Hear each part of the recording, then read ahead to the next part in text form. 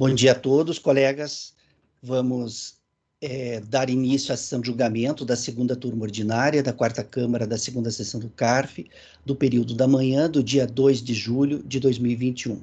Participarão dessa sessão de julgamento, na seguinte ordem, os conselheiros Francisco Ibiapino Luz, Gregório Heckmann Júnior, Márcio Augusto Sequef Salem, Renata Torati Cassini, Rafael Mazer de Oliveira Ramos, Ricardo Chiavegato de Lima, Ana Cláudia Borges de Oliveira e Dene Medeiros da Silveira. O conselheiro Ricardo irá participar como suplente convocado.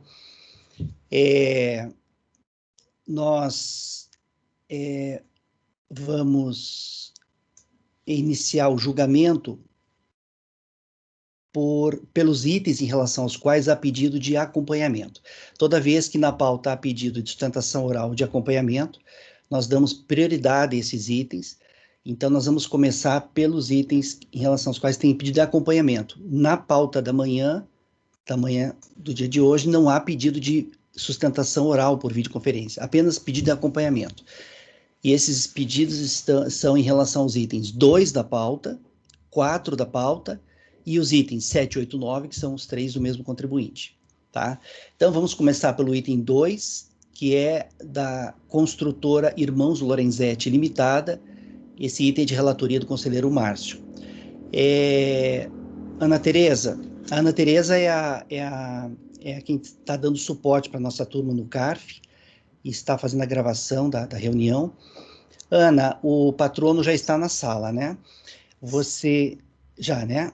Sim, presidente. Então, você pode, então, por favor, fazer a convocação dele para compareça à nossa sala, para acompanhar, então, a finalização do julgamento desse item da pauta. Esses 3 itens da pauta, em relação aos quais há pedido de acompanhamento, são itens que serão com vista em junho, e nós vamos, então, finalizar o julgamento hoje, tá? Como nós estamos com um conselheiro novo na turma, um suplente convocado, o conselheiro Márcio vai fazer a leitura do relatório, o resumo do relatório do voto.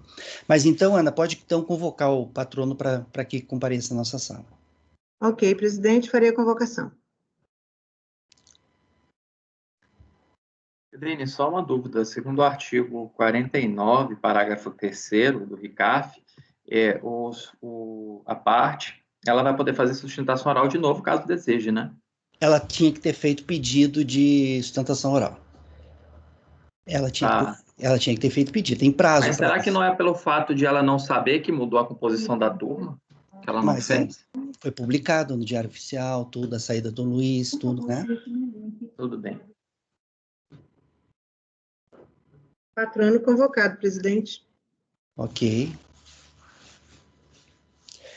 Se ele pedir, por acaso, para fazer alguma coisa assim, eu consulto o CARF daí, né? Daí a gente segura o processo, eu consulto lá, vejo nesse caso, mas em princípio...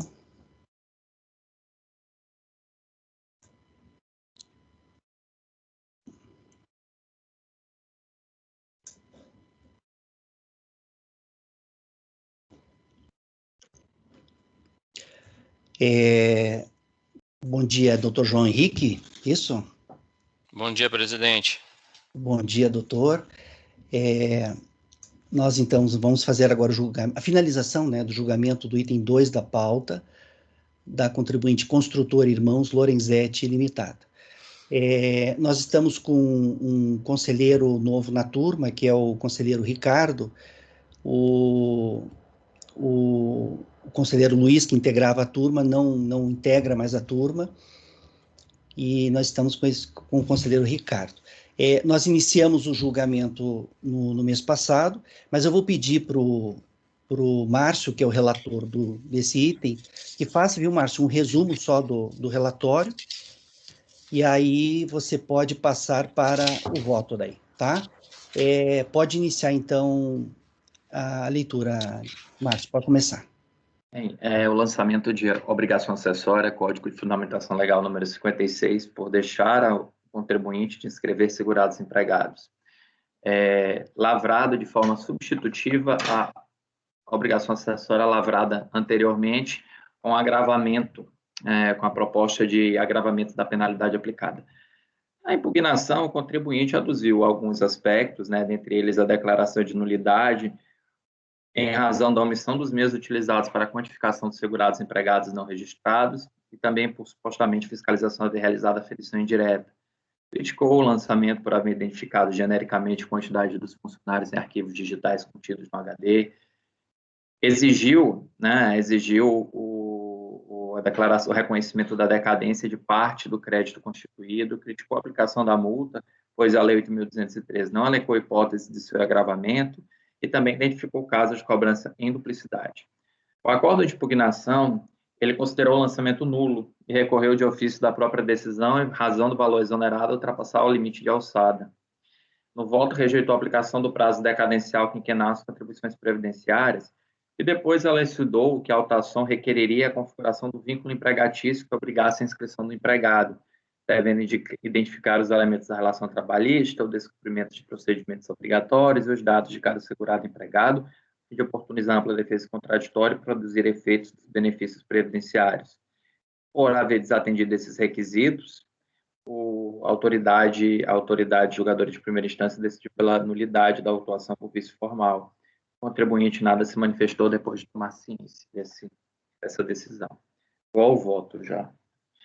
No voto, primeiro eu faço uma análise do conhecimento do recurso de ofício, que está dentro do valor de alçada, superior a R$ 7.900.000, então está bem superior ao estabelecido na portaria Ministério da Fazenda 63, 2017.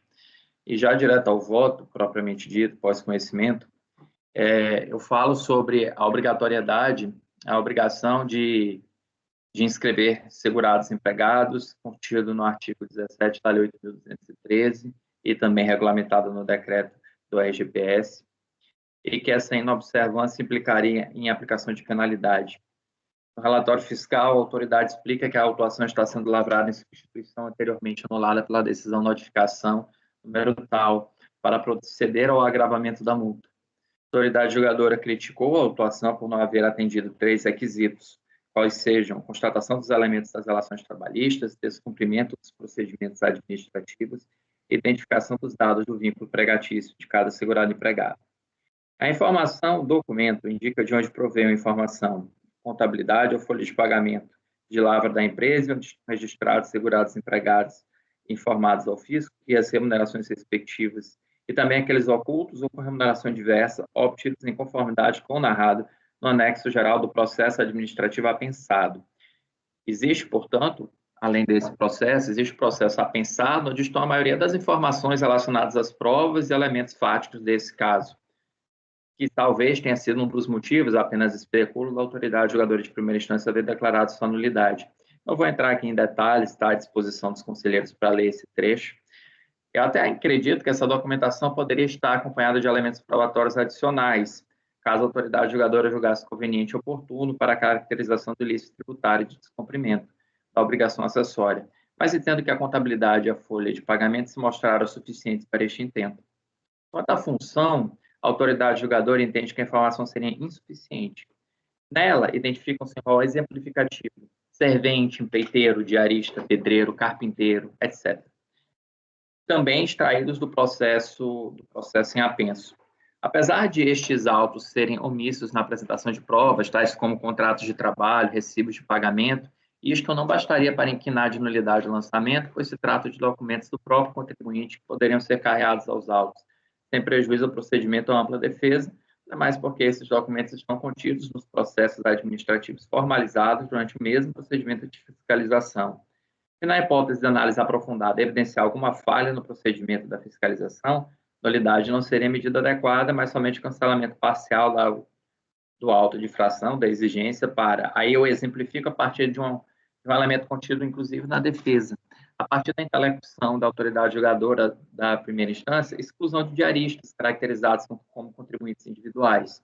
Por fim, com relação ao período, a autoridade julgadora de primeira instância identificou a aplicação da multa em duplicidade para o mesmo segurado empregado, extraindo a parte final do artigo 283, parágrafo 2º do RGPS, que exige a posição de multa por segurado não inscrito.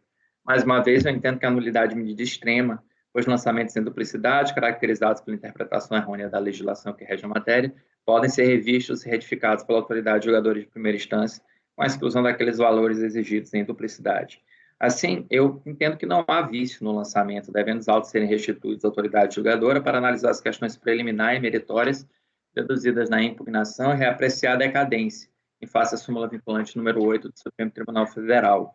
Voto assim dar provimento ao recurso de ofício, devendo os autos retornar ao órgão julgador de primeira instância para prosseguimento do julgamento.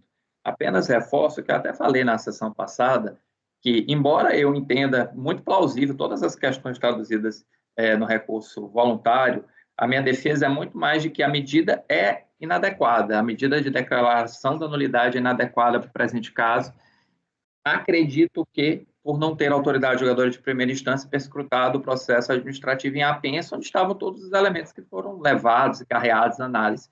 Acredito, inclusive, que o contribuinte teria êxito em questões meritórias, na maior parte delas, talvez até integralmente no julgamento, embora eu não possa fazer essa explanação agora de forma concreta, pois eu acredito que seja, de fato, uma análise de mérito e não uma análise de vício. O vício não existe, na minha opinião, o vício é inexistente.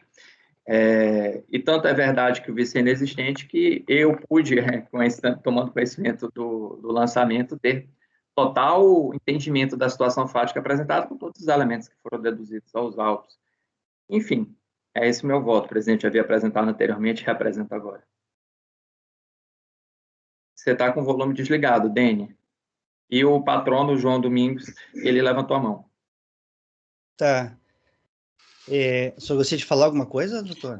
Eu pedi a palavra, presidente, se o senhor me conceder, primeiro porque tem um conselheiro novo que não participou do julgamento anterior. Então, eu acredito que, se o senhor me concedeu, tem uma questão fática, né? Gostaria só de complementar as falas do relator. Coisa muito rápida. Doutor, como o senhor não pediu sustentação oral, então Não, eu pedi, excelência, foi negado. Quando eu fiz a inscrição, me foi negado a sustentação oral. Eles só me permitiram acompanhar o julgamento. Tá. Eu tenho um histórico. Então tá, mas nesse caso, como uma situação assim atípica, então faz o seguinte, doutor, questões de fato, bem rápido então, doutor. Sim. Bem rápido. Sim, só para ressaltar que o principal argumento da DRJ foi a não configuração de contribuinte como segurado empregado, que teria que ser considerado como contribuinte individual. E essa foi a principal arguição de nulidade do auto. E mais, ainda que assim seja superado, se a gente partir do voto do relator, eu também tenho que excluir os empreiteiros, porque tem uma série de relações de empreiteiros e diaristas. E empreiteiro não se encaixa na qualidade de segurado. Então, só essa consideração pela nulidade absoluta do auto, porque o fundamento da DRJ é diferente. Tá? O fundamento não consegue identificar essa relação de emprego e seria na qualidade de contribuinte individual e não segurado empregado. Muito obrigado. Ok, doutor. Colegas, então vejam, esse caso aqui, viu, Ricardo, você que não acompanhou no mês passado, esse processo aqui é um processo referente à multa por descumprimento de obrigação acessória, só isso, não inscrever segurado empregado, né, deixar de inscrever segurado empregado. É só isso. E é um auto de infração que foi lavrado dentro de uma grande ação fiscal, onde foram lavrados muitos autos de infração, muitas NFLDs. É gigante, é grande. Se você for entrar no processo para ver, é muito grande. É uma operação muito grande. Eu acho que, eu não sei se, eu não vi aqui quantos auditores, acho que ter sido um grupo, uma equipe fiscal. Então, esse aqui é só um dos autos, né? E eu tive essa impressão que o Márcio teve, eu também tive essa impressão dá a impressão que o relator da DRJ, ele olhou só esse processo aqui e não se ateve a todo o conjunto de processos, inclusive o próprio processo apensado, né? Então, eu também entendo como você, Márcio, que está muito claro ali, né? O contribuinte teve todas as condições aqui de demonstrar os segurados que a fiscalização relaciona como empregados e demonstrar se realmente eram ou não, né? Se em relação a eles havia vínculo, né? Então, esse é o voto do relator. Eu vou só ler para vocês como é que ficou o dispositivo desse processo aqui no mês passado. Em junho ficou assim, ó, vista para o conselheiro Luiz, sendo convertida em vista coletiva. O relator apresentou o seu voto, dando provimento ao recurso de ofício. Na sequência, houve pedido de vista, os demais conselheiros não votaram e fez sustentação oral ao patrono, doutor João Henrique. Então, agora a gente vai, então, finalizar o julgamento Ricardo, você gostaria de fazer algum comentário, falar alguma coisa? Pode falar. Neste novo aplicativo, doutor João, será necessário baixar a mão, tá? Senão continua o seu pedido de palavra. Outra coisa, esse é aquele auto de infração de valor fixo, não é, doutor Márcio? Bastaria uma ocorrência de não registro que ele já existiria, não? É calculado por ocorrências? É por ocorrência, por ocorrência. Para cada segurado Okay. não inscrito, é um valor. Desculpe. Ok, só isso. Obrigado. Tá certo. Veja, na eventualidade do voto do Márcio ser mantido,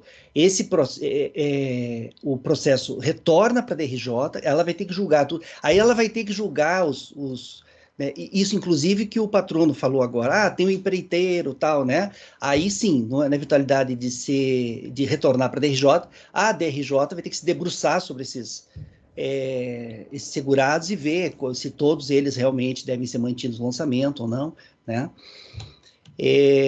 Então, tá. Alguém gostaria de fazer mais algum comentário? Não? Então, tá.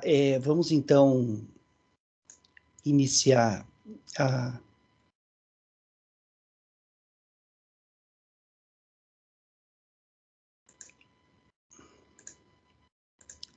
Vamos iniciar a votação. Esse é um item em relação ao qual o conselheiro Luiz não votou, ele só pediu vista no mês passado.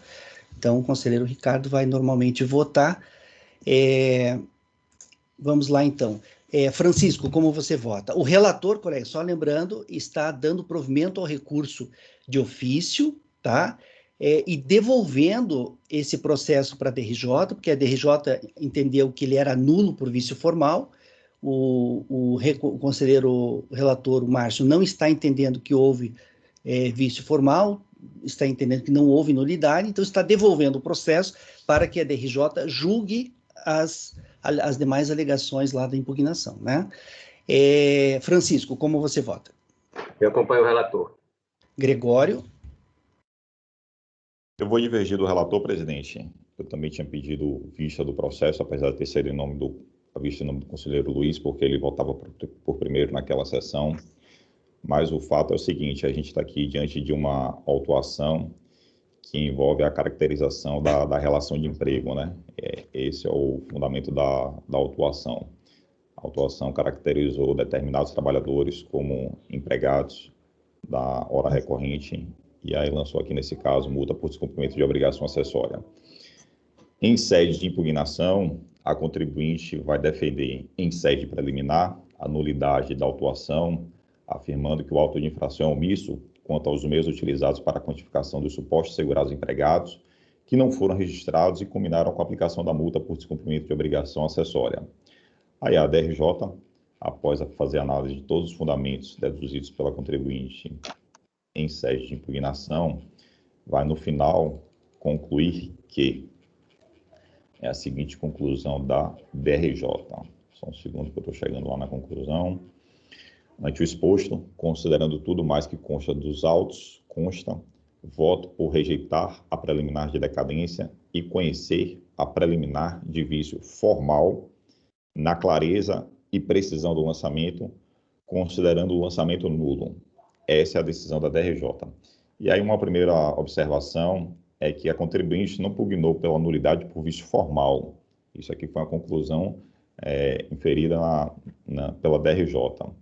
E veja, no final do voto, condutor da decisão objeto de recurso de ofício, a DRJ faz as seguintes considerações.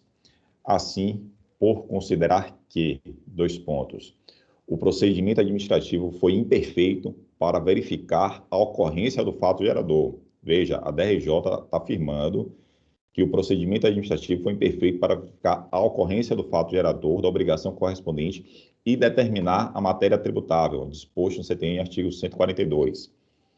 Não houve a discriminação clara e precisa dos fatos geradores exigida pelo RPS, artigo 293. Não se permitiu contraditória e ampla defesa do direito passivo, nem propiciou adequada análise do crédito e não ensejou ao crédito o atributo de certeza e liquidez para garantir a futura execução fiscal.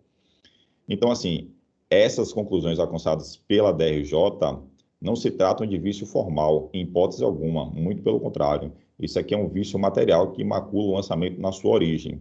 Então, minha divergência é no seguinte sentido: eu vou negar provimento ao recurso de ofício e, de ofício, determinar a nulidade do lançamento por vício material. É como eu voto, presidente.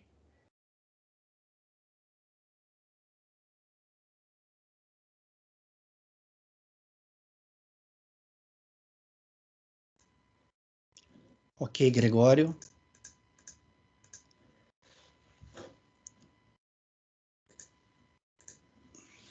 Márcio não, Renata, como você vota?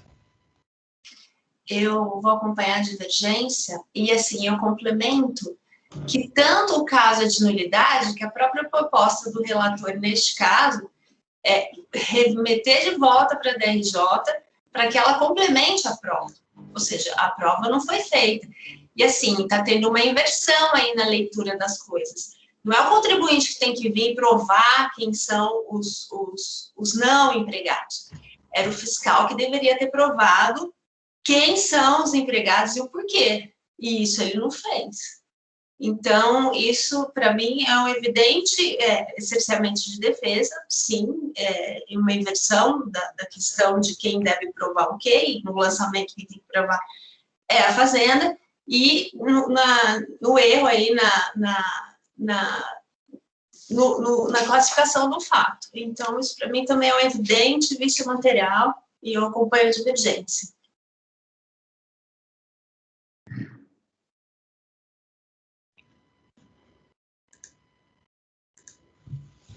Rafael, como você vota? Eu acompanho a divergência do Gregório, presidente. Ricardo? Eu acompanho o relator, senhor presidente. Ana? Acompanho a divergência do Gregório. Eu acompanho o relator. Então, aqui nós tivemos um empate. Só um instantinho.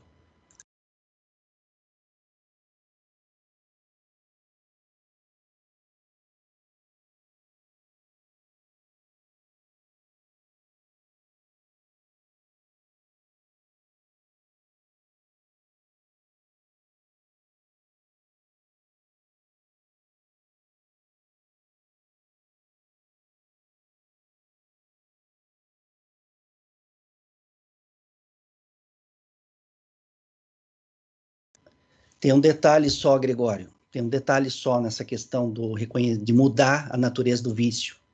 Isso aí representa reformar-se impejos, que quem está recorrendo é a Fazenda, é recurso de ofício. Aí, no caso de recurso de ofício, não pode mudar o vício de formal para material, entendeu? A própria Fazenda está recorrendo e você não pode agravar a situação da Fazenda. Entendeu? Então, nesse caso aqui, em que pese as suas considerações, aí não tem como, sabe? Mas isso é uma matéria de ordem pública, no meu entendimento, que pode ser conhecida a qualquer momento. Mas não dá para reformar-se impejos. Bem, aí a Fazenda pode recorrer para a Câmara Superior, afirmando que minha decisão foi um reformar-se impejos, e aí a Câmara Superior, se for o caso, concordando com o entendimento da Fiscalia da Fazenda nesse sentido, vai determinar o retorno para novo julgamento. Não dá. Eu já vi caso de recente, inclusive, de turma que fez exatamente isso e deu até confusão lá na Câmara Superior, sabe? O pessoal já não... Isso aqui não dá assim, sabe? É reformar-se impejos mesmo. Nesse caso aqui, reformar-se impejos. Mas a Fazenda pode recorrer dessa minha decisão. Não, eu quero saber qual é o fundamento, na verdade. ser uma reformação impede quando é questão de ordem pública? Um fundamento, na verdade, legal ou regimental? Porque não pode ser simplesmente... É o caso da reformação impede... Perdão, Ana, desculpe. Não, eu estou só perguntando qual seria o fundamento, e não simplesmente já deu confusão na Câmara Superior. É a mesma questão pela qual a gente até já conhece uma confusão que deu no passado, envolvendo o contribuinte, não a fazenda. Esse caso é o típico caso de reformação impégios permitida, porque o que eu tenho aqui é uma questão de ordem pública. E, então, não é uma reformação impégios não permite, uma reformação impégios permitida. A doutrina fala muito bem disso, e isso não se caracteriza uma reformação impégios tal qual a que a gente conhece, naquele caso em que só a fazenda ou só o contribuinte recorre, o recurso vem em desfavor dele.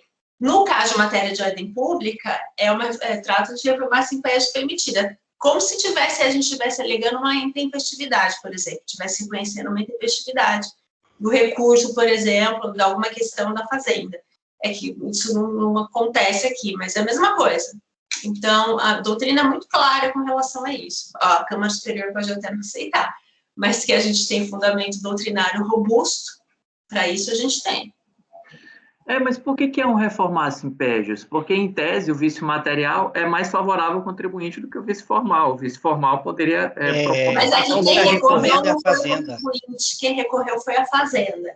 Então, a razão da reformatio impégios seria isso, você agravar a situação, uma situação posta, quando apenas a parte interessada recorreu. Então, se o contribuinte tivesse recorrido, isso não seria reformatio impégios, porque, aliás, o interesse dele é recorrer e agravar a situação.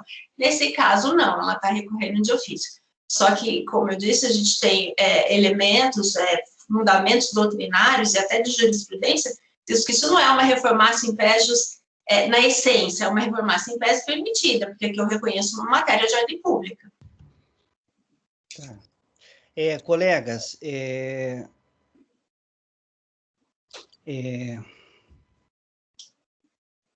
deixa eu finalizar a coleta dos votos de vocês aqui. Já todos votaram, né? A Ana acompanhou. Eu até falei que queria acompanhar o relator, tá certo? Colegas, vamos fazer o seguinte.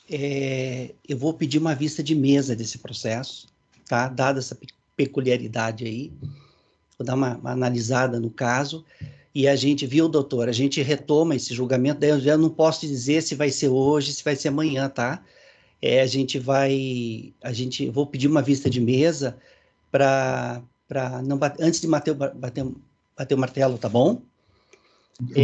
Tudo bem, mas o julgamento ou vai ser pela nulidade formal ou pela nulidade material. Isso já está configurado. Isso. A decisão vai ser essa. Eu só tenho que prolatar a decisão, então, antes eu quero só dar uma examinada melhor no caso, é um caso um pouco atípico, né? E aí, mas vai ser isso, tá? Ou vai ser vício formal ou vício material, mas, dado o empate, vai ser mantida a decisão de primeira instância. Em princípio. Só uma questão muito rápida, os autos relativos a obrigações principais foram quase 100% cancelados. Só um adendo, se o senhor consultar, se for possível consultar no CARF, eles praticamente foram todos cancelados. Ok, então. Então tá, doutor. Desculpa só não finalizar agora, tá? Dada a situação, eu vou pedir uma vista de mesa só para finalizar, ou hoje ainda, ou amanhã daí, tá bom, doutor? Eles vão me chamar, vão me avisar para eu poder acompanhar o suporte? Ana Tereza, você podia vir à nossa sala? Sim, presidente. Eu estou pedindo vista de mesa desse processo, a gente vai retomar, eu não sei se hoje ou amanhã, acho que amanhã de manhã a gente retoma ele. Seria possível chamar o patrono? Como é que funciona nesse caso? Para ele acompanhar a finalização do julgamento? Sim, presidente. Ele entra na sala de espera e quando o senhor pedir a convocação, eu farei. Então tá. O senhor tem o link da sala de espera, né, doutor? Então, vamos ver se a gente julga amanhã, então. O senhor amanhã, então, às 9 horas da manhã, o senhor esteja, então, na sala lá, de espera, e aí a gente finaliza amanhã. Se por acaso o senhor entrar na sala amanhã e por algum motivo a gente não fizer amanhã ainda, eu aviso o senhor, daí quando for de novo a convocação, daí o senhor entra, tá bom? Tudo bem, obrigado, um bom dia para os senhores e bom julgamento. Igualmente, doutor. Então tá, colegas.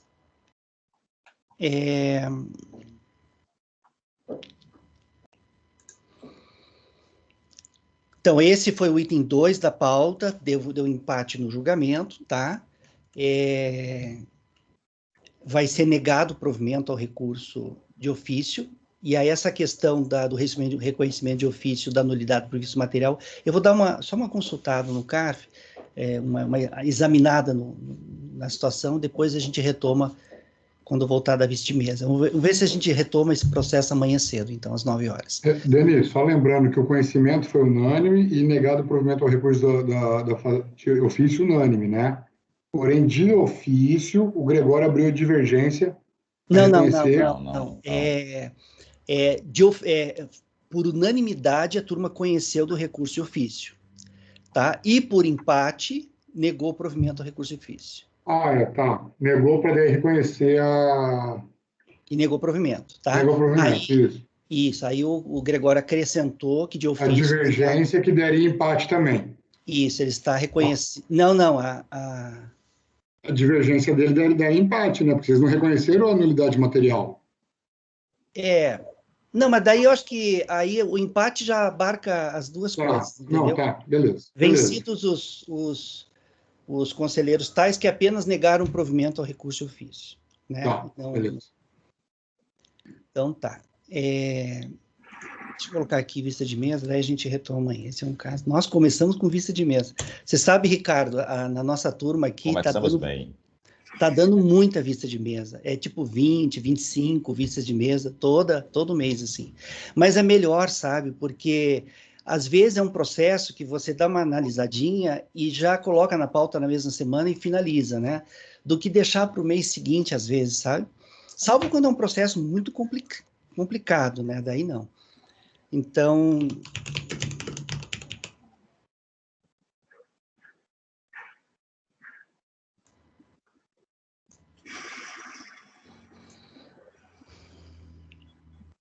Tá. Agora vamos passar para o próximo item da pauta, em relação ao qual há pedido de acompanhamento. É o item 4, é da contribuinte Margarete Hux Drebs. O patrono que vai fazer o acompanhamento é o doutor Fábio Brum. Esse item é de relatoria do Francisco. Você conseguiu disponibilizar na pasta lá, Francisco? Eu disponibilizei e passei também para o e-mail do colegiado. Ana Tereza, você pode, então, solicitar ao patrono que compareça à nossa sala para acompanhar, então, a finalização do julgamento desse item da pauta, o item 4. Ok, presidente, farei a convocação. Ok, obrigado, Ana. Item 4 da pauta. Por gentileza, clique no enviar.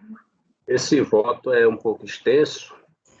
Ele foi apresentado integralmente na reunião anterior, inclusive o Luiz votou, aí o Gregório pediu vista. Então, a turma, há necessidade de a gente reler aquelas partes principais, ou faço uma síntese, ou... Vamos só esperar o patrono entrar na sala, Francisco, daí a gente já começa. Bom dia, doutor Fábio. Seja bem-vindo à nossa sala de julgamento virtual. Nós vamos fazer agora a finalização do julgamento do item 2 da pauta. O item 2... Desculpa, perdão. O item 4 da pauta. O item 4... Deixa eu chegar aqui no item 4, só um pouquinho.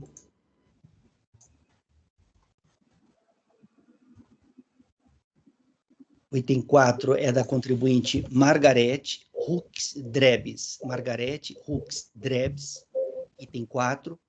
No mês passado, ficou consignado na ata o seguinte: vista para o conselheiro Gregório, sendo convertida em vista coletiva. o relator apresentou seu voto, negando o provimento ao recurso voluntário. O conselheiro Luiz Henrique acompanhou o julgamento. Na sequência, houve pedido de vista, os demais conselheiros não votaram. Acompanhou o relator, né? Acompanhou o relator. Falei o quê? Julgamento. Tá no mesmo. Dá mais ou menos no mesmo. Acompanhou o relator. Na sequência, houve pedido de vista, os demais conselheiros não votaram. Então, veja, o Luiz votou, né? Nós estamos, nesse mês, com o conselheiro Ricardo em nossa turma, no lugar do conselheiro Luiz, só que o conselheiro Luiz votou, então o conselheiro Ricardo não votou, então não teve, para os demais votos, alteração no colegiado, tá? Então, o relator, então, apresentou o voto, negando o provimento ao recurso voluntário. Eu vou pedir, se quiser, vou passar a palavra a você, Francisco, quiser fazer só um resumo para a turma, tá? Só um resumo, mas um resumo mesmo, assim, né? Não precisa ler de novo tudo, né? Só para deixar os conselheiros a par, em que pese a vista ter sido coletiva. Aí eu passo a palavra para mais alguém que queira falar, a gente já faz a coleta dos votos. Eu vou passar a palavra para você, então, Francisco, pode falar. Ok.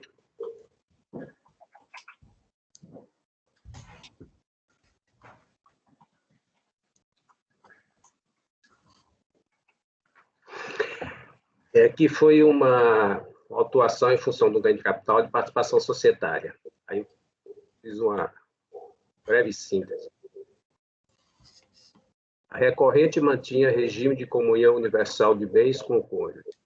Houve ingresso de ação de separação judicial convertida no acordo de separação consensual em 21/12/2011. Foi firmada a cessão onerosa de direitos sobre participações societárias entre ex-cônjuges em 22/12/2011. Aí eu trago aqui os detalhes, os termos. O valor de alienação, 45 milhões, sob uma condição suspensiva à homologação do acordo, cujos pagamentos se iniciariam nas 48 horas seguintes. A decretação da separação se deu em 9/1/2012, homologação do acordo, a implementação da condição para gerador. A homologação da partilha dos bens se deu em 9/2/2015. As sociedades cedidas estavam declaradas 100% na declaração do ex-cônjuge a custo histórico.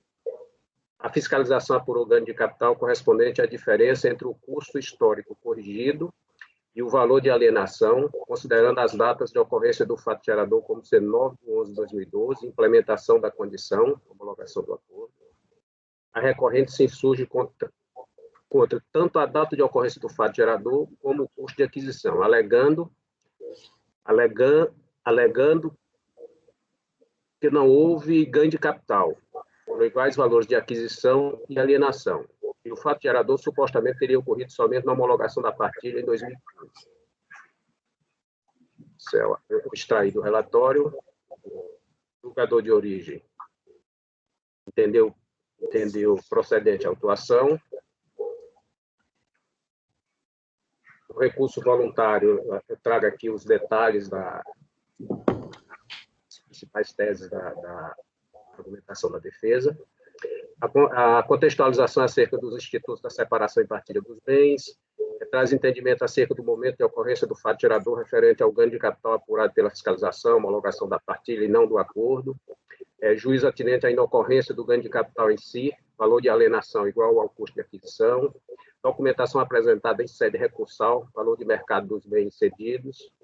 Por fim, requer o cancelamento do crédito contestado, subsidiariamente a realização de perícia contábil, indicando perito e requisitação. Recurso intempestivo e preencheu os requisitos de admissibilidade dele, eu tomei conhecimento.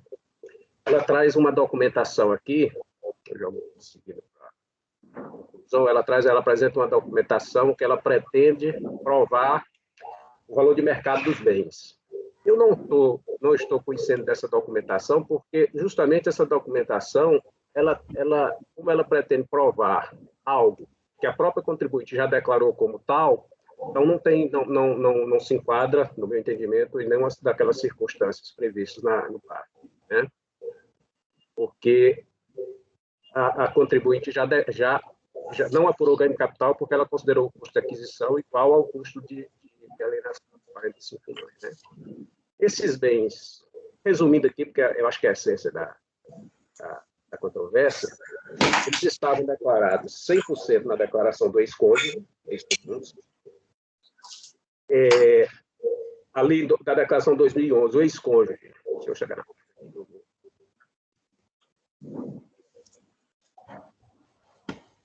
essa parte que eu acho que ela é o que define.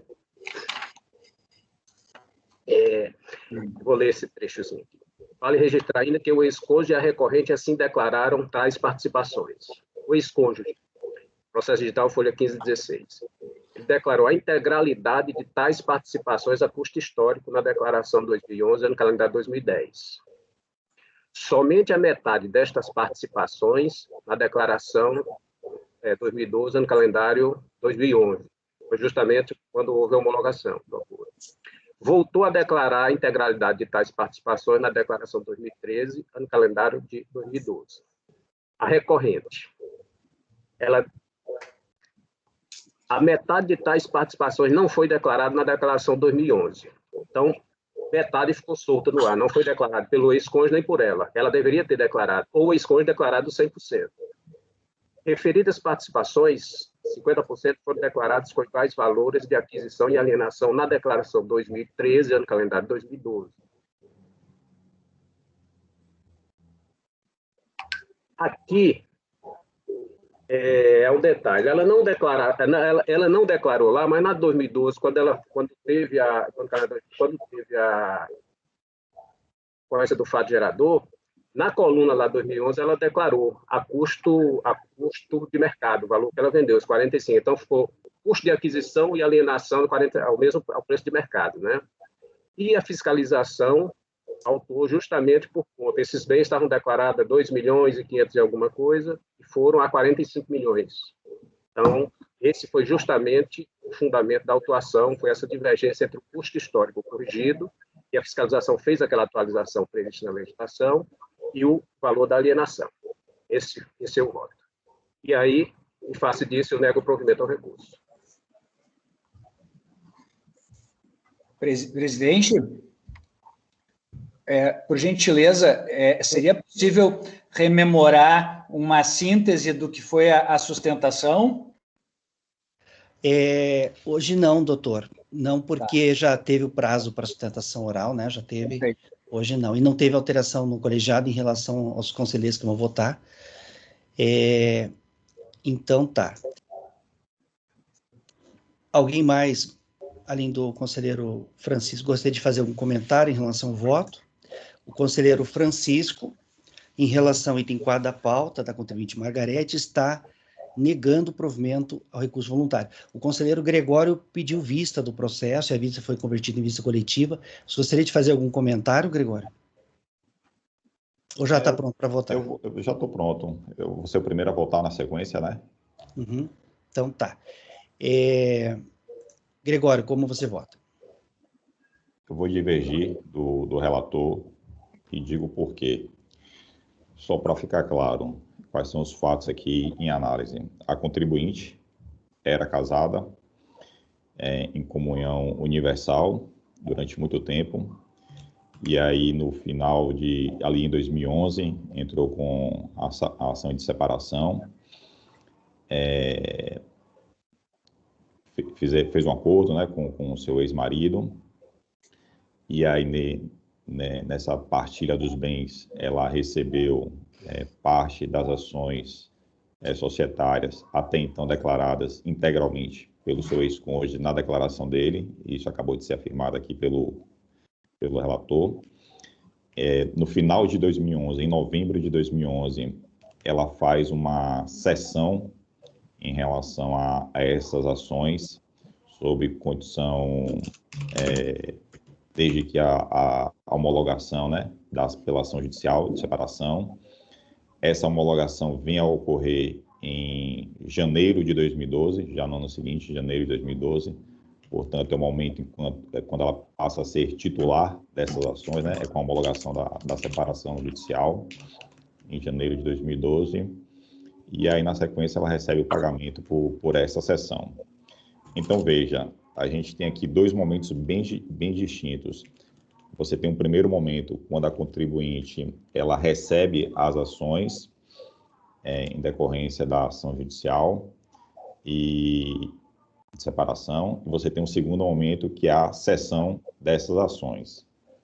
Pois bem, a própria Receita Federal, no Perguntas e Respostas do ano calendário aqui em análise, é a pergunta 560, diz o seguinte: qual é o tratamento tributário na transferência de bens e direitos em decorrência de dissolução da sociedade conjugal ou da união estável? Aí diz a Receita: na transferência do direito de propriedade em decorrência da dissolução de sociedade conjugal ou da união estável, os bens e direitos podem ser avaliados pelo valor conforme a legislação pertinente constante na última declaração de bens e direitos de quem os declarou, atualizado monetariamente até 31 de dezembro de 95, ou por valor superior àquele declarado, observando-se que a. Se a transferência dos bens ou direitos ao ex-cônjuge ou ex-convivente a que foram atribuídos os bens ou direitos foi em valor superior àquele pelo qual constavam na última declaração, e veja, no caso de análise, as ações constavam 100% declaradas pelo ex-marido da recorrente, pelo valor histórico de aquisição, mas quando passou para a declaração dela, foi declarado pelo valor de mercado, e tudo ok em relação a esse ponto. Aí diz a Receita: se foi feito isso, foi declarado pela pessoa que recebeu as ações por valor superior àquele que até então vinha sendo declarado pelo ex-cônjuge ou ex-convivente, a diferença positiva é tributada à alíquota de 15%. Para o cálculo do ganho de capital em futura alienação, deve ser considerada a data desta transferência. Pergunta: a Receita pegou essa operação, quando ela recebeu as ações em decorrência da separação, da ação de separação judicial? Não, não fez. O que é que a Receita fez? E aí agora eu vou voltar ao processo. Tem lá, infração, omissão de capital na alienação de bens e direitos. Omissão/apuração incorreta de ganhos de capital oferidos na alienação de ações ou cotas não negociadas em bolsa de valores, conforme relatório fiscal anexo. E aí, no relatório fiscal, o que é que vai dizer a fiscalização? Diz assim, eu estou na página 23, último parágrafo da página 23 do processo. Pela legislação vigente, caso o avarô tivesse recebido as participações societárias, optado por declará-las a valor de mercado, deveria ter informado esse valor na declaração de imposto de renda da pessoa física exercício 2013, preenchido e anexado o respectivo demonstrativo de ganho de capital e, principalmente, efetuado o recolhimento integral do imposto sobre o ganho de capital mediante DARF. Beleza, realmente, ela deveria ter feito isso e não fez.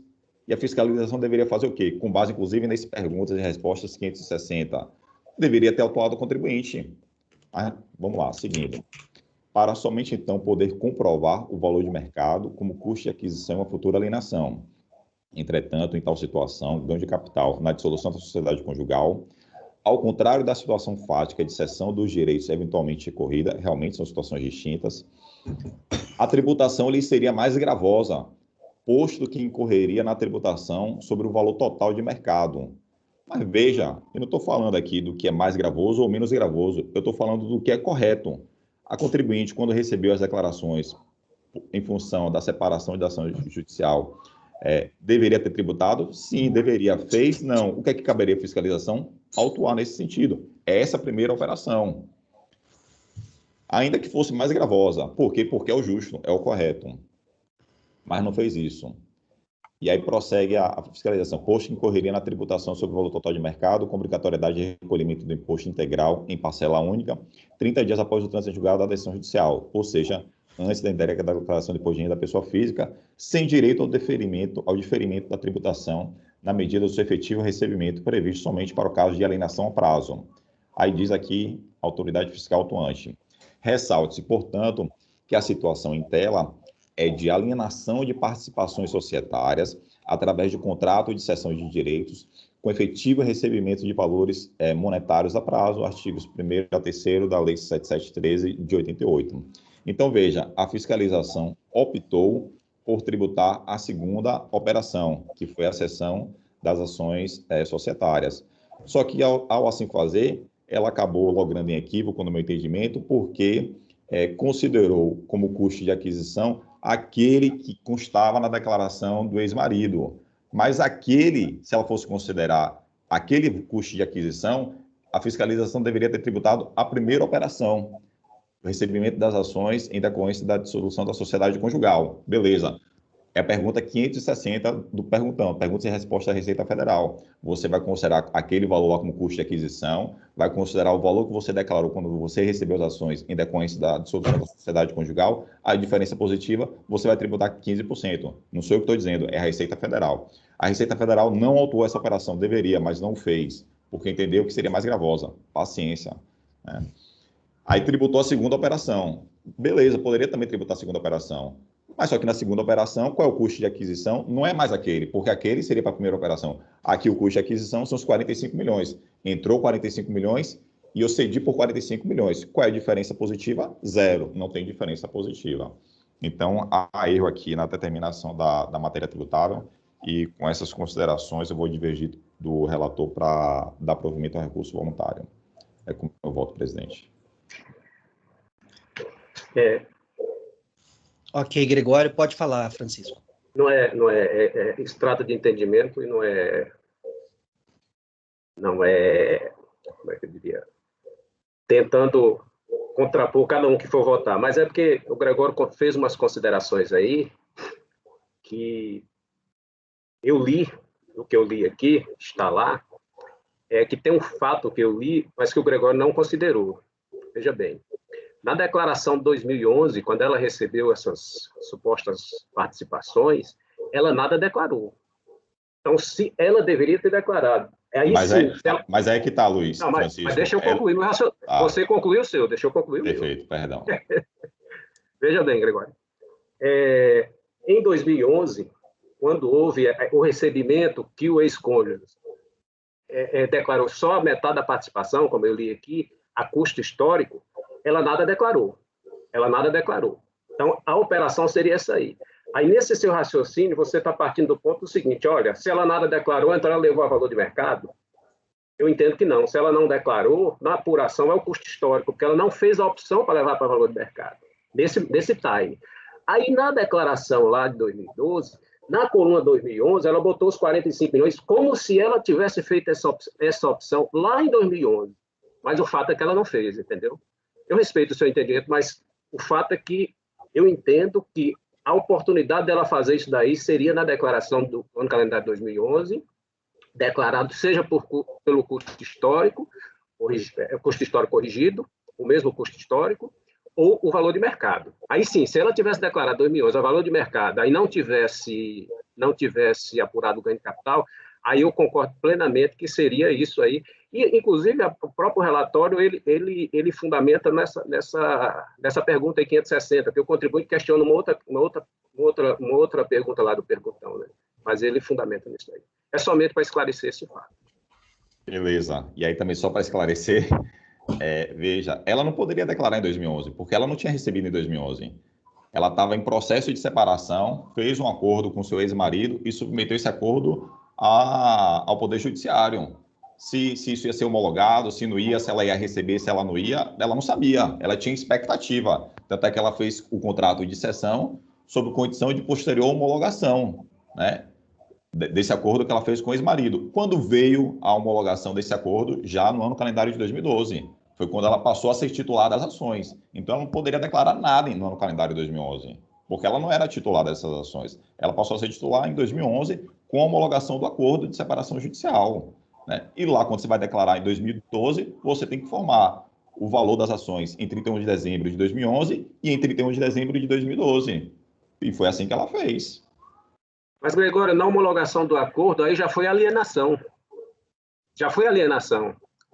Entendeu? Quando o acordo foi homologado, aí já foi alienação. Em 31 de dezembro, o cônjuge já não declarou essas participações, em 2011. E ela, na declaração dela, ela também não tocou no assunto, não declarou. Mas, veja, essa alienação, ela traz íncita a transferência da propriedade para ela. porque ela não pode tornar alheio algo que não é dela. Então, para ela ter alienado, ela tem que antes ter recebido. Então, se ela fez isso na homologação e já passou, aí eu tenho as duas coisas. Ela recebeu, foi homologado o recebimento como dela, e também foi homologada a transferência posterior, porque senão ela estaria alienando alguma coisa que não seria dela. Você entende? Então, previamente, ela teria que ter recebido. Então, a alienação já traz em si essas duas questões. Esse 50% já era dela, estava só declarado no cônjuge, não precisava nem ter vindo para ela, entendeu? Já era dela lá. Aí ela alienou, mas ela já era proprietária desse 50%. Ela vendeu a parte dela. Isso já estava declarado. Não, na verdade, assim, quando isso fica formal, quando eles se separam. Porque até então eles têm um todo indivisível. Só vira dela uma coisa diferente quando eles se separam e as coisas são cindidas. Qualquer acervo de bens de comunhão universal é assim. Ela tem 50%, mas isso só se formaliza como patrimônio dela, do qual ela possa dispor, quando existe alguma relação jurídica que transforma isso em algo efetivamente dela indivisível. Porque o que ela tem lá dentro é um todo comum. Vejam que numa separação, esse todo indivisível poderia até ser muito menor do que ele era na separação, se ele, marido, tivesse optado pela alienação. Enquanto está independente no regime de bens, é como na transferência também do patrimônio na morte. Por exemplo, você tem um acervo de bens, que é do dono, e ali ele tem os herdeiros necessários. Ou seja, se ele morrer hoje, 50% daquilo é dos herdeiros necessários. Só que, se ele morrer amanhã, ele pode ter alienado tudo e não deixar nada para ninguém. Então, entende a questão patrimonial, a questão da propriedade? Isso só se materializa no momento da separação e quando o título se concretiza. Porque senão você estaria dizendo que ele não poderia vender nada dessas ações, porque metade é dela, por conta do regime de bens. Não, isso não procede, não é assim que as coisas funcionam.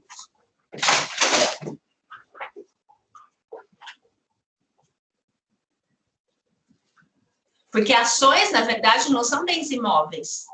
Os imóveis, ele poderia ter uma necessidade de uma outorga uxória para se desfazer do bem. Bens móveis, não. Ok, então, colegas, alguém mais gostaria de fazer algum comentário? Podemos fazer a votação?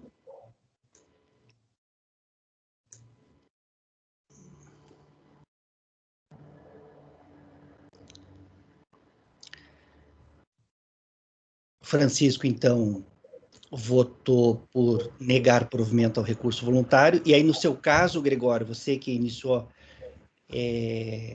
a votação, você está dando provimento ao recurso, é isso, né? Estou dando provimento. Essa é a única matéria, né, Francisco? Me corrija aí se eu não estou enganado. É a única matéria. É a única matéria. Estou dando provimento, presidente. Está dando provimento. E o conselheiro Luiz, que participou da sessão anterior, ele acompanhou o relator, tá? Então, o conselheiro Ricardo não vai votar nesse item. Francisco, então, nega provimento. Gregório dá provimento ao recurso. Márcio, como você vota? Eu vou acompanhar o relator, presidente. Renata? Bom, eu acompanho a divergência, por isso tudo que eu falei. Então, só formalizando, eu acompanho. Então, tá. Rafael? A divergência, presidente. Ana? Vai a divergência. Eu vou acompanhar o relator. Conhecimento aqui foi integral, né, Francisco? Então, colegas, para o item 4 da pauta, da contribuinte Margarete Hux Drebes, item 4 da pauta, ficará assim o resultado. Acordam os membros do colegiado, por unanimidade de votos, em conhecer do recurso voluntário e, por determinação do artigo 19E da Lei 10.522 de 2002, em face do empate no julgamento, dar-lhe provimento. Vencidos os conselheiros Francisco, Márcio, Ricardo e Dene, que negaram provimento ao recurso. Gregório, posso designá-lo, né? Você falou também, deve estar com o teu voto pronto já. Então, designado para redigir o voto vencedor, o conselheiro Gregório. Ok? Doutor Fábio, então, essa é a decisão para o item 4 da pauta, dado o provimento ao recurso voluntário, em face do empate no julgamento. Ok? Logo, muito obrigado, bom trabalho. De nada, até mais e um bom dia para o senhor. O senhor também. Os senhores também. Até logo. Ok, colegas. Agora, o próximo item da pauta...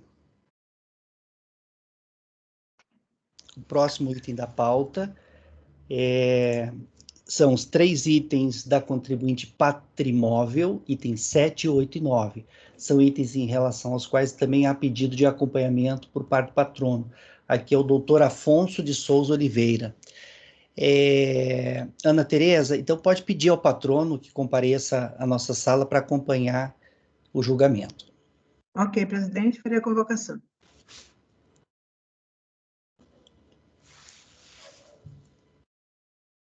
Itens 7, 8 e 9 da pauta, doutor Marcos. Seu processo será julgado agora. Por favor, clique no link enviado no chat.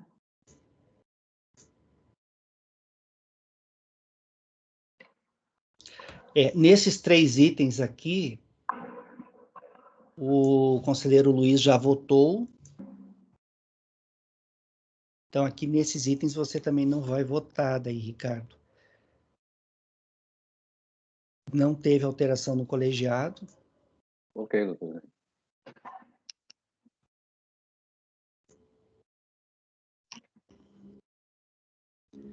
Ô, Márcio, você vai fazer pela ordem? 7, 8, 9? Para falar bem a verdade, não faz muita diferença, só pode o 7, 8. O 9 é a obrigação acessória, porque os autos são muito parecidos. E, na realidade, quem tem que fazer já foi votado, já foi apresentado os votos. Eu acho que é o Gregório que foi que pediu a vista, ele tem que ir agora que apresentar suas considerações. Corrijam-me se eu estiver errado. Então, tá. Bom dia, doutor Afonso. Seja bem-vindo à nossa sala novamente. Hoje é só acompanhamento, né? Nós vamos fazer a finalização dos itens 7, 8 e 9 da pauta, que da contribuinte Patrimóvel, Consultoria Imobiliária S.A. Vamos seguir na ordem da pauta, então. Gregório, você pediu vista nos 3 processos, as suas considerações vão seguir na ordem da pauta, Gregório? Pode ser. Pode ser. É tudo meio igual, né? Assim, é tudo meio parecido, né? A diferença é que o último processo tem um debicad que o conselheiro relator está cancelando, né? Tá, eu vou ler então o dispositivo do item 7, daí ele passa a palavra, o que ficou registrado na ata de junho. Em junho ficou decidido assim, vista para o conselheiro, item 7 da Patrimóvel Consultoria Imobiliária S.A. Vista para o conselheiro Gregório. O relator apresentou seu voto, negando o provimento ao recurso voluntário. O conselheiro relator aqui é o Márcio. O conselheiro Luiz acompanhou o relator. Na sequência, houve pedido de vista, os demais conselheiros não votaram. E fez sustentação oral o doutor Afonso. Doutor Afonso, nós tivemos uma mudança no colegiado.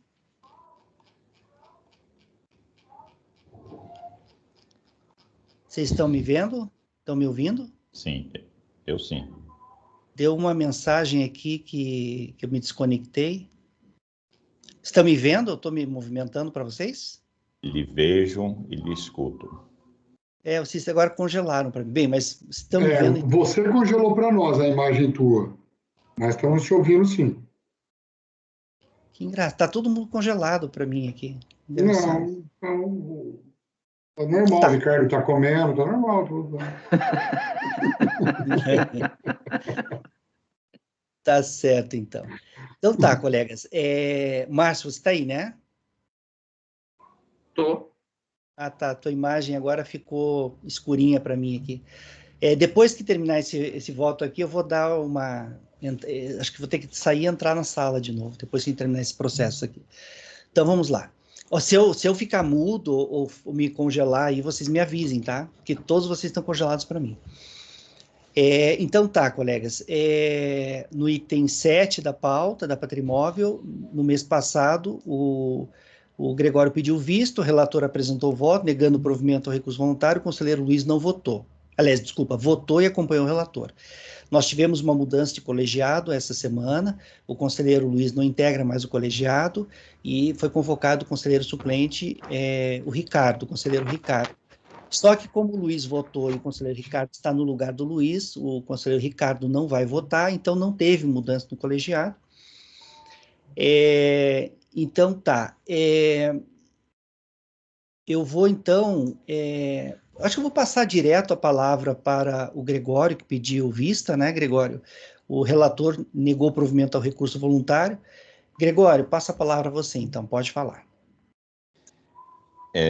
Eu vou acompanhar o relator, presidente. Eu pedi vista do processo para entender melhor os fatos. Na sessão do mês passado, o patrono explicou a situação que permeia esses 3 casos.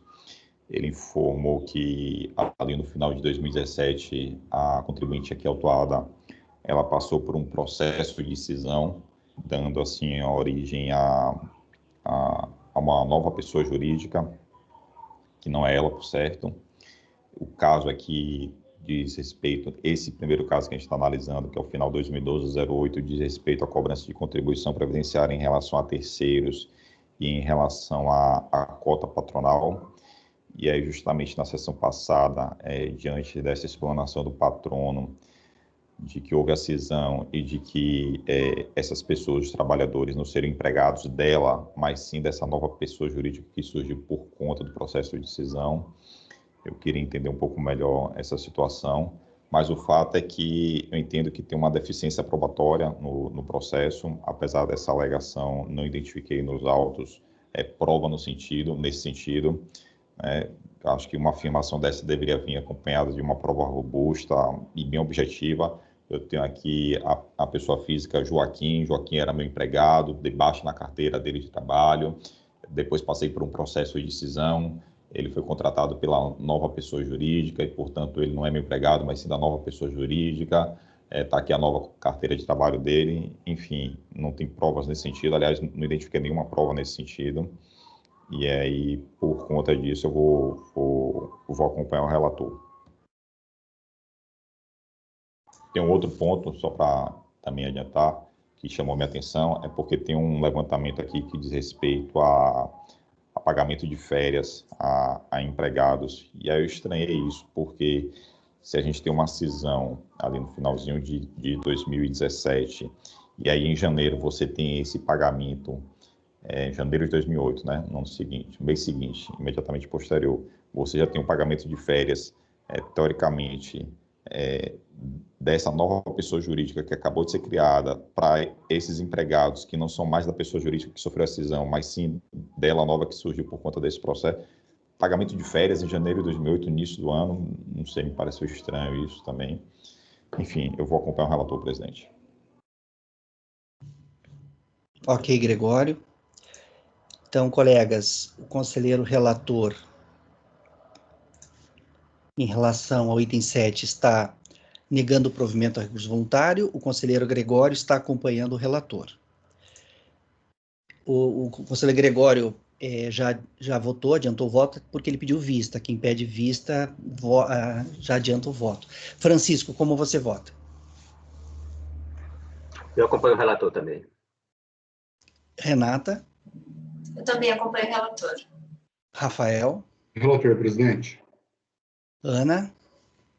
Acompanho o relator. Eu também acompanho o relator. Então, para o item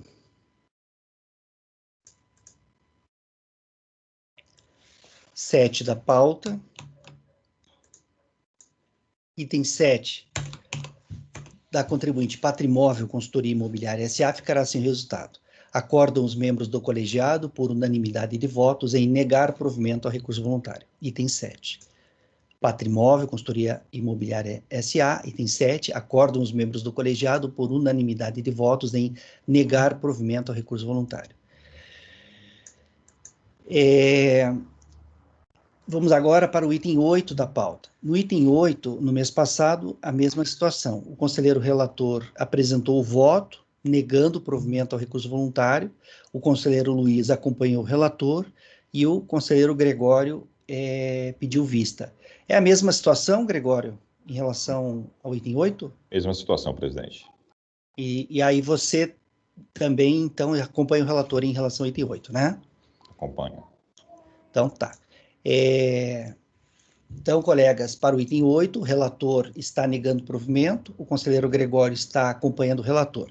Francisco, como você vota?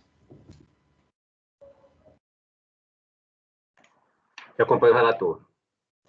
Renata? Acompanho. Rafael? Eu acompanho o relator, presidente. Ana? Acompanho o relator. Eu também acompanho o relator.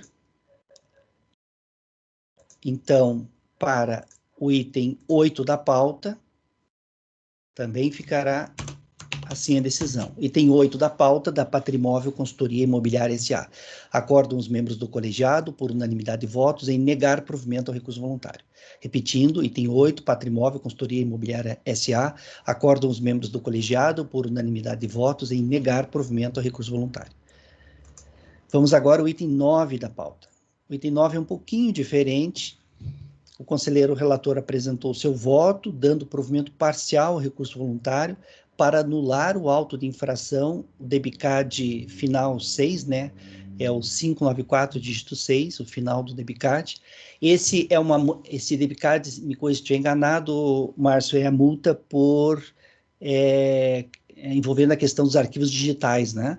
Isso, foi apurado com base na Lei 8.218 e eu tenho entendimento que a base legal é 8.212. E agora, apenas para fazer um parênteses que você acabou de falar, você agora sim está congelado. Eu estou ouvindo você, mas agora você está congelado para mim. Tá. Bem, mas eu estou aparecendo na tela, né? Congelado. Tá, então vamos finalizar só esse processo aqui, já que eu estou pelo menos aparecendo e estou com voz, vamos finalizar esse aqui, daí finalizando esses 3 processos eu dou uma eu saio da sala e entro de novo. Então, colegas, em relação ao item 9 da pauta, da Patrimóvel Consultoria Imobiliária S.A., o conselheiro relator está dando provimento parcial ao recurso voluntário, e ele está anulando, só que aqui é de ofício, né, porque o contribuinte não alega isso, né, de ofício está alugando por erro na tipificação legal, né, isso? Isso, Dene, correto. Erro na tipificação legal. De ofício, né?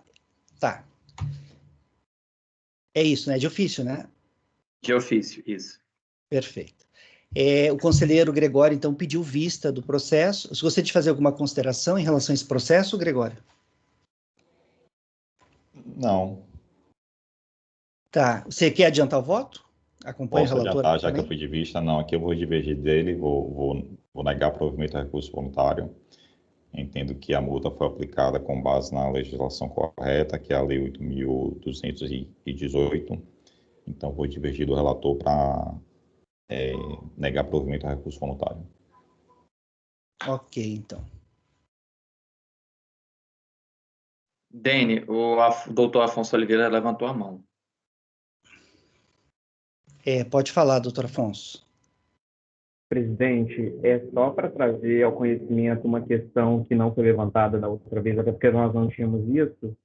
O CARF pautou agora para agosto uma relação de proposta de enunciado de súmula, onde a 38ª é justamente esse tema, que a proposta é basicamente a seguinte: no âmbito das contribuições previdenciárias, é incabível o lançamento por descumprimento de obrigação acessória relacionada à apresentação de informações e documentos exigidos, ainda que em meio edital com fulcro no artigo e capte parágrafos dos artigos 11 e 12 da Lei 8.218.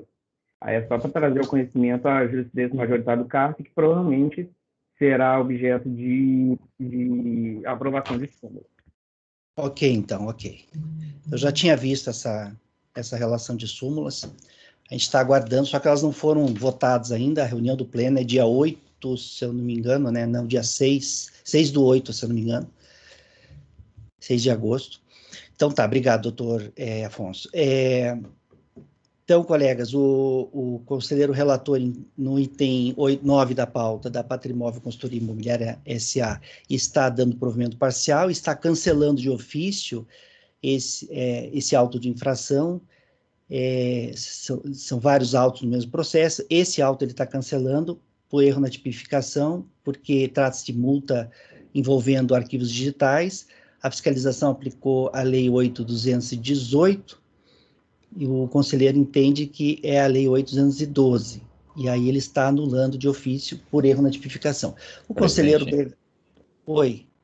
Presidente e Márcio, relator, só confirme aí depois se é de ofício mesmo, porque no recurso voluntário o contribuinte ele traz um tópico, ele fala da nulidade do auto de infração, e ele vai falar especificamente desse DBCAD do CFL 23, que é justamente essa multa aí que a gente está analisando da Lei 8.218, o DBCAD é o final 594, dígito 6, e aí no recurso voluntário o contribuinte ele fala justamente, pugna pela nulidade dessa infração, e diz aqui, a não especificação correta dos dispositivos legais infringidos pelo recorrente possibilita verificar e confirmar se a hipótese legal fora realizada. Então, acho que não Você tem razão, Gregório, você tem razão. Inclusive, eu nem falo de ofício, não sei por que eu falei de ofício agora, Dani, desculpa. No voto está só declaração da nulidade mesmo.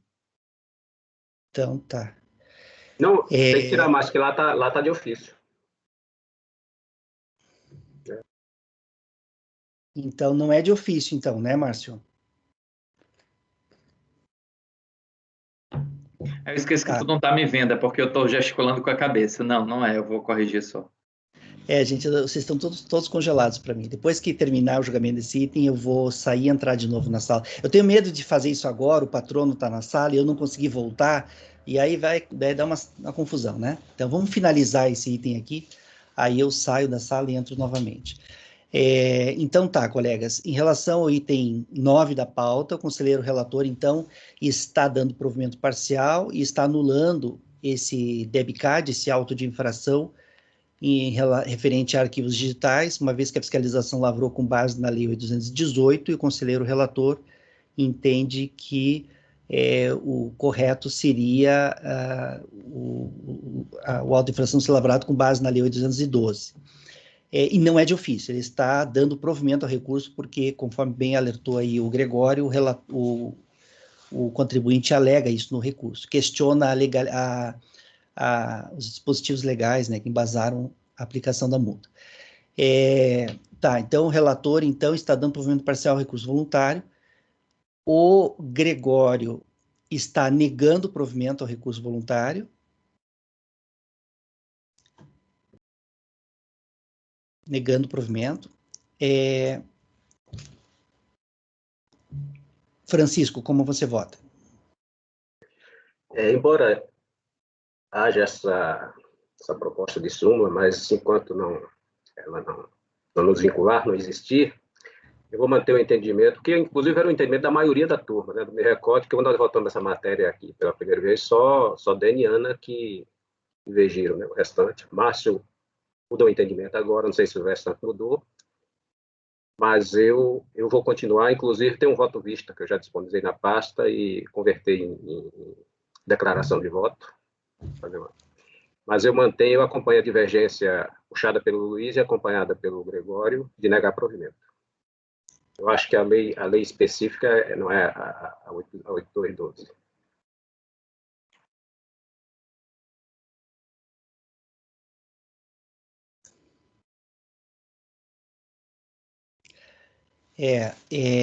Eu acabei não falando no começo, quando eu disse como que o relator tinha votado, mas nesse caso aqui o conselheiro Luiz, que votou no mês passado, ele divergiu do relator e negou o provimento ao recurso voluntário, porque o Luiz também entende aqui que a lei correta é a lei que foi aplicada, que é a lei 818. Então, que é o mesmo entendimento do Gregório e do Francisco. Oi? Inclusive a orientação da Receita, né? Tá. A recomendação da Receita é que se aplique essa lei. Tá. Então, tá certo.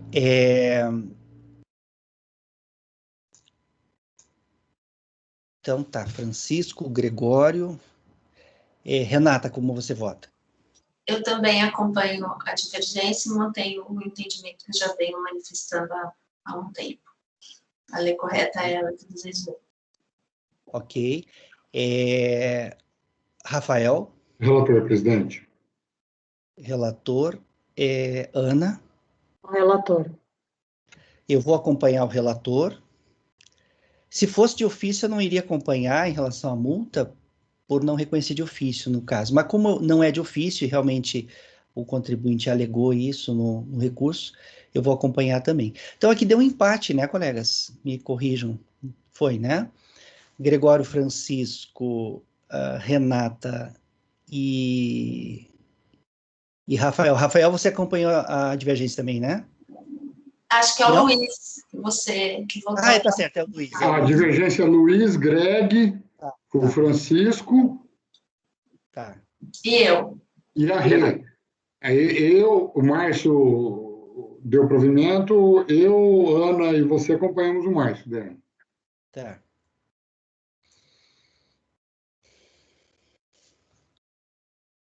Só um instantinho, colegas.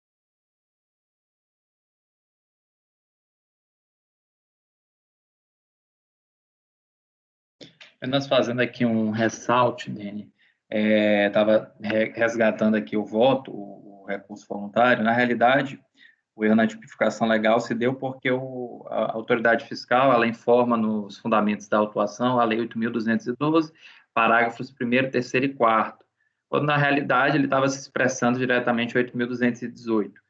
Embora não me pareça que o objetivo da autuação, o objetivo da defesa seja desqualificar a lei, mas sim desqualificar o fundamento, já que há um erro material no fundamento da autuação, ainda assim eu acredito que haja como fazer apreciação dentro do recurso voluntário, uma vez que ele está tratando de fato num erro de tipificação legal.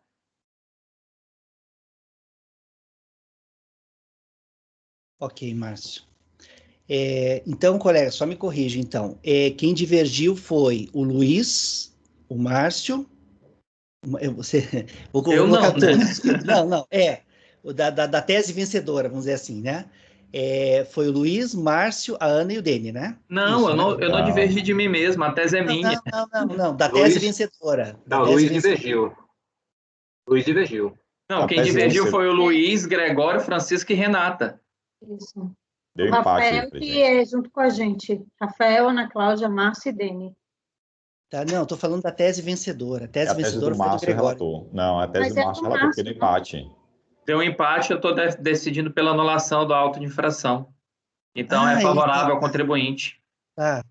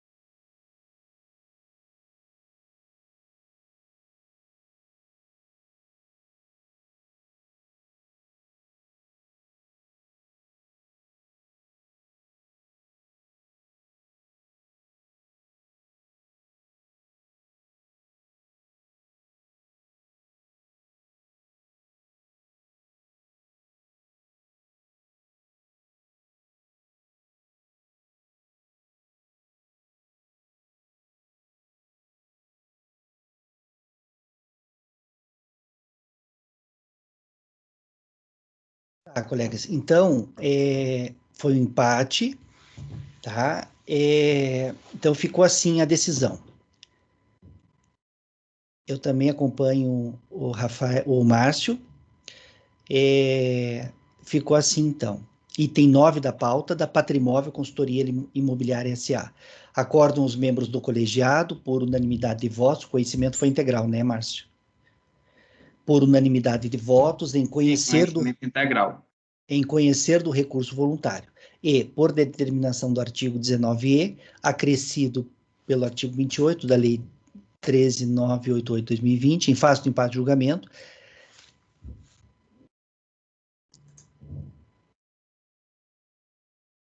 dar provimento parcial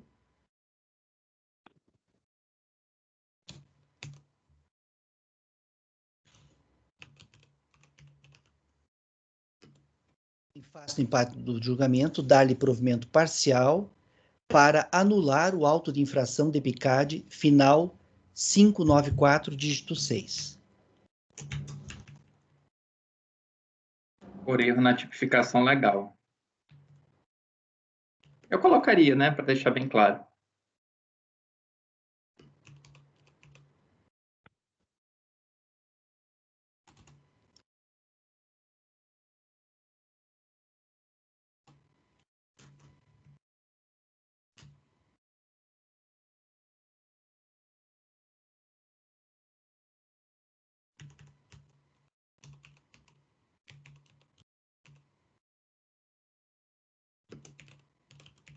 Tá, vou colocar também.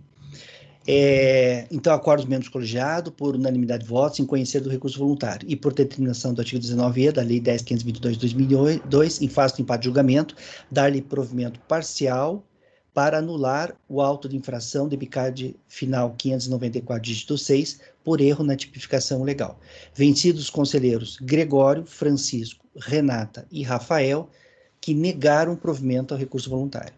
E Luiz? Rafael não, Luiz. Não, o Luiz agora eu não vou colocar porque ele... Mas eu acompanhei o relator. Eu acompanhei o relator. Desculpa. Em mas vez Luiz votou na semana na reunião passada. Desculpa. Você acompanhou o relator, né? O Luiz votou semana passada, na sessão passada, que ele abriu divergência acompanhado por eles. E eu acompanhei o relator. Tá, então, vencidos os conselheiros Gregório, Francisco, Renata e Luiz, que negaram o provimento ao recurso voluntário.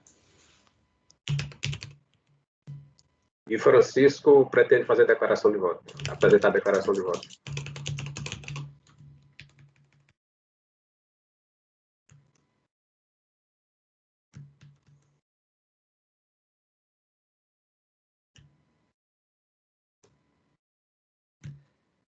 Tá, manifestou.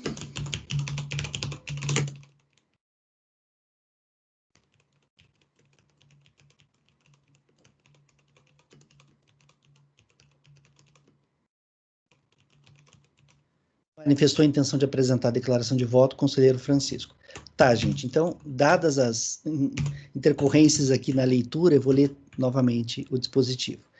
Item 9 da Patrimóvel Consultoria Imobiliária S.A. Acordam os membros do colegiado, por unanimidade de votos, em conhecer do recurso voluntário e por determinação do artigo 19e da Lei 10.522/2002, em face do empate de julgamento, dar-lhe provimento parcial para anular o auto de infração de PICAD final 594, dígito 6, por erro na tipificação legal. Vencidos os conselheiros Gregório, Francisco, Renata e Luiz, que negaram provimento ao recurso.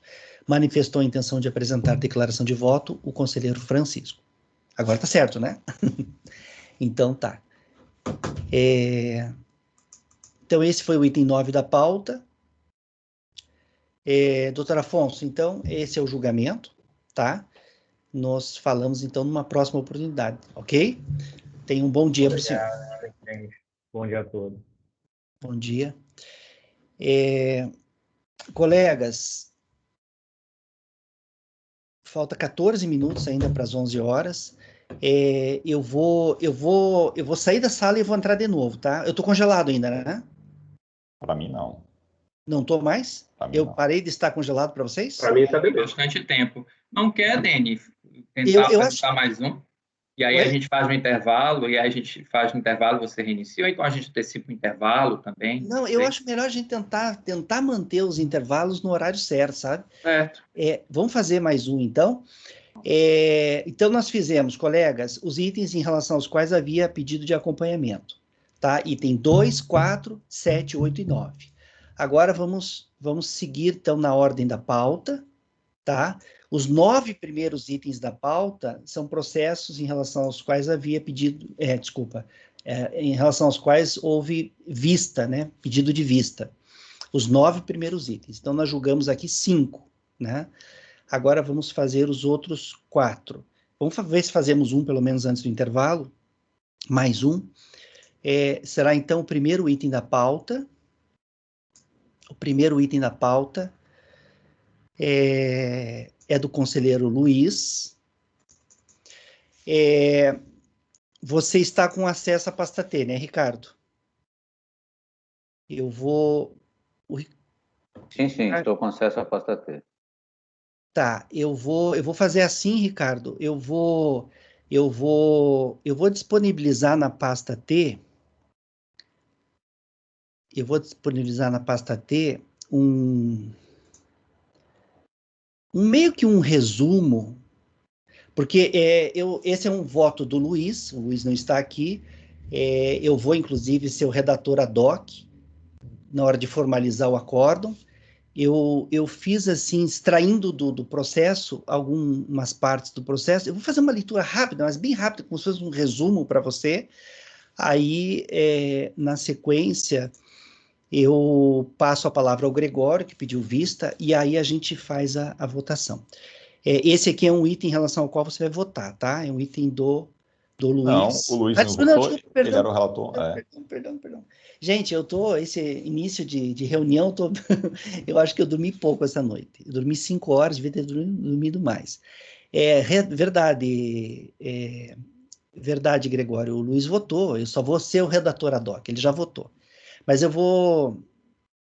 Então, eu acho que eu não preciso fazer um resumo, todo mundo já viu esse caso aqui, né? Não preciso fazer. Esse caso aqui, colegas, é o seguinte... Trata-se de regularização de obra de construção civil, tá? No início do processo, tem uma informação prestada lá pelo INSS, o INSS foi até a Prefeitura de Marília e obteve informações lá dessa obra de construção, e nas informações iniciais que foram trazidas aos autos, a obra teria sido concluída em 98, no ano de 98, tá? E aí, a fiscalização, então, intimou o contribuinte a regularizar a obra não tinha sido regularizada. E o contribuinte não compareceu, daí foi emitido de ofício o DISO, né? E aí foi, inclusive, intimado por edital do DISO e tal. Aí o contribuinte, daí foi feito o lançamento, como ele não compareceu para fazer a regularização, foi feito o lançamento das contribuições, lançamento de ofício das contribuições sobre a obra, e aí foi intimado o contribuinte novamente. Dessa vez ele se manifestou, apresentou impugnação e traz algumas alegações na impugnação, e aí a DRJ, inclusive, ele pede uma redução na base de cálculo, ele traz umas plantas da construção, os documentos da construção, e a DRJ devolve o processo para a fiscalização para examinar esses documentos que até então o contribuinte tinha apresentado. E a fiscalização reduz, então, a base de cálculo. A base de cálculo inicial de mão de obra nessa construção era de 42 mil, a fiscalização baixa para 31 mil, baixa para 31 mil reais, e aí devolve para a DRJ. Aí, quando a DRJ vai julgar, já é depois, na primeira diligência da RJ, foi antes da súmula vinculante número 8 do STF, que mudou o prazo decadencial das contribuições de 10 para 5 anos. E aí, na segunda, quando o processo volta para a DRJ, teve essa mudança, aí a DRJ quer confirmar se realmente a data em que a obra foi concluída foi 98, porque essa obra ela foi iniciada em 95 e o lançamento foi feito em 2006. Então, a DRJ devolve o processo para a fiscalização confirmar se aquela data de 98 foi mesmo a data de conclusão da obra, porque se foi a data, todo o débito teria sido atingido pela decadência. E aí a fiscalização emite uma informação fiscal dizendo que a data, na verdade, não é aquela, né? E é 2004. A obra foi concluída em 2004. O contribuinte, inclusive, nessa segunda diligência, ele é intimado a apresentar vários documentos, não apresenta os documentos para ficasse confirmada a data de conclusão, e aí a fiscalização entende, inclusive com base em uma informação fornecida pela prefeitura, porque a prefeitura de Marília passou a tributar aquele imóvel, aquela construção, a partir de 2005. Aí a fiscalização conclui, então, que a conclusão foi em 2004. E aí, como o lançamento foi em 2006, e a obra começou em 95, a fiscalização, então, reconhece que de 95 a 99 houve decadência, ela cancela uma parte do lançamento por decadência, mas de 2000 em diante até 2004 ela mantém.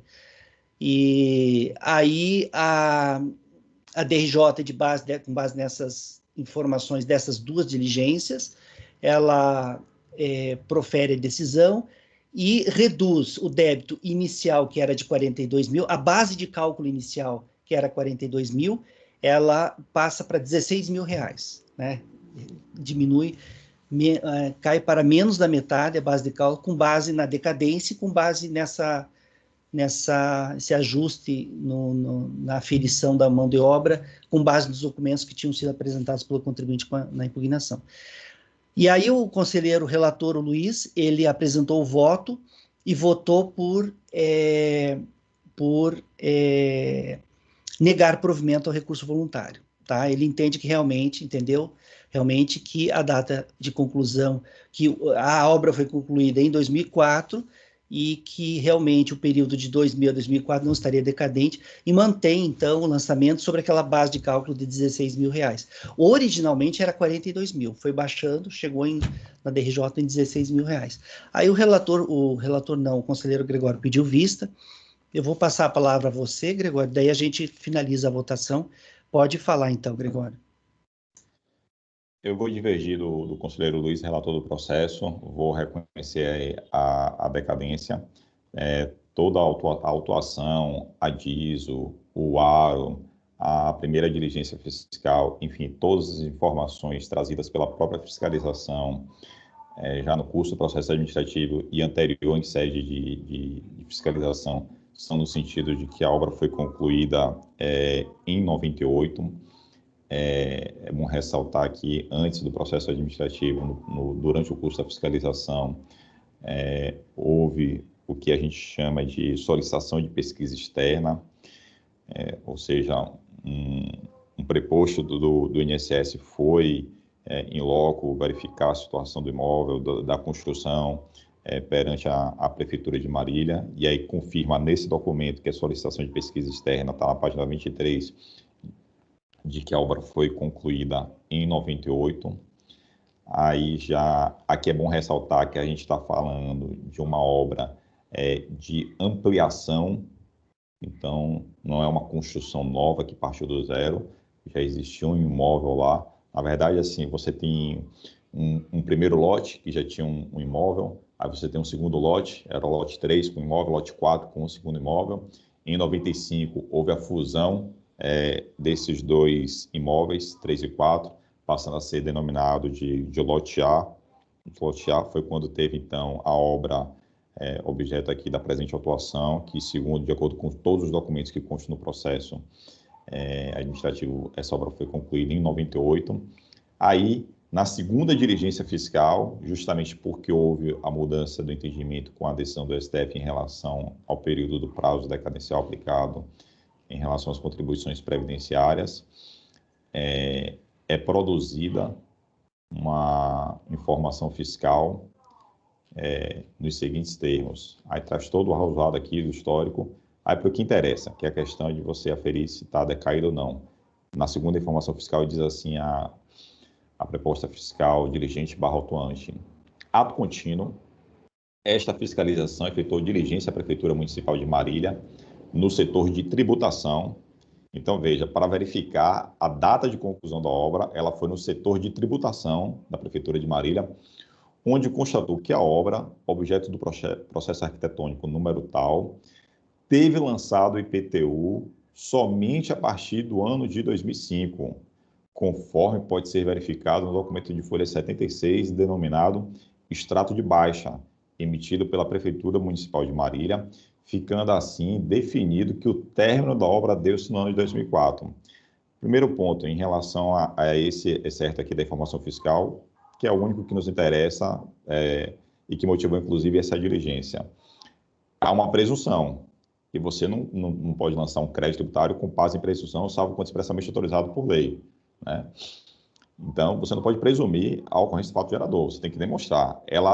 Porque com base nesse documento emitido pelo setor de tributação da Prefeitura de Marília, que somente a partir do ano de 2005 foi cobrado IPTU, aí ela presume que a obra ocorreu no final de 2004 e você não pode lançar com base em previsão, salvo quando expressamente autorizado por lei.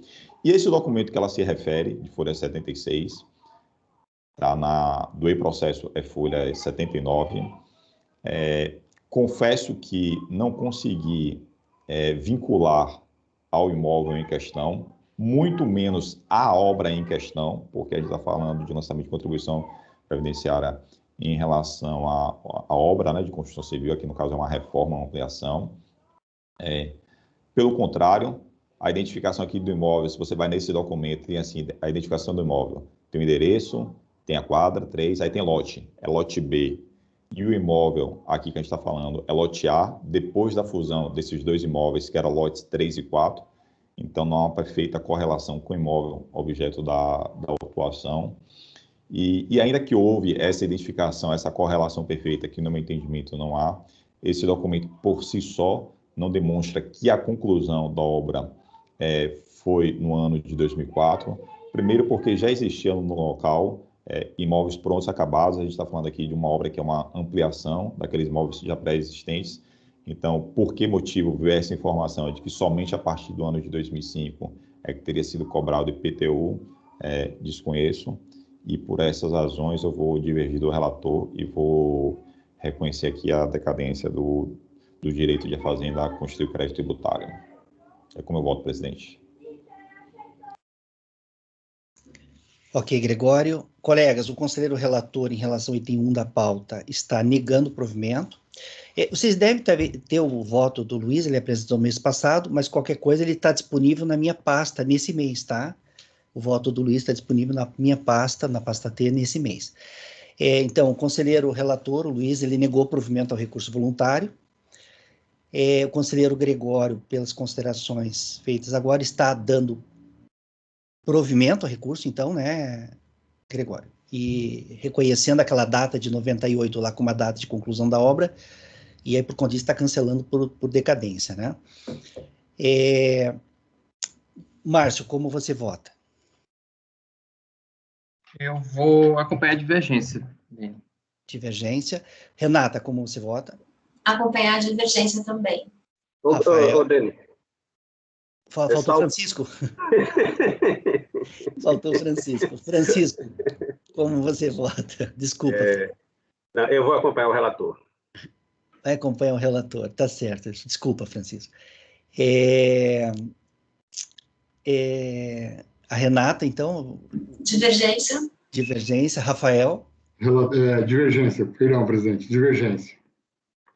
Ana? Divergência. Eu vou acompanhar o relator, então vai dar por maioria aqui. Então vai ficar assim. Só um instantinho. Nesse é do Luiz.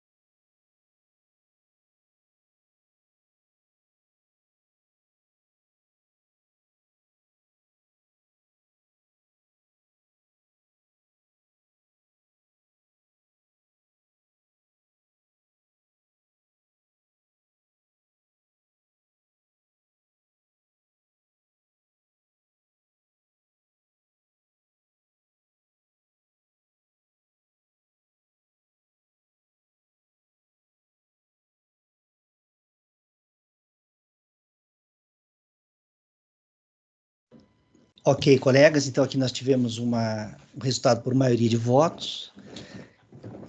Gregório, posso designar você, né? Então tá. Esse é o item 1 da pauta de relatoria do conselheiro Luiz. A formalização desse acórdão vai ser eu que vou fazer a formalização como ad hoc, como redator ad hoc.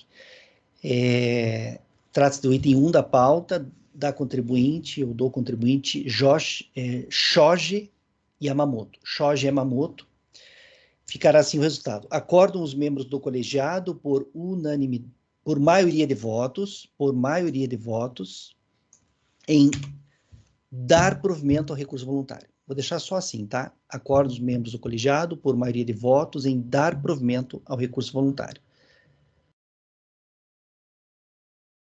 Ponto. Vencidos os conselheiros Luiz, que é o relator, Francisco e Dene, que negaram o provimento ao recurso voluntário.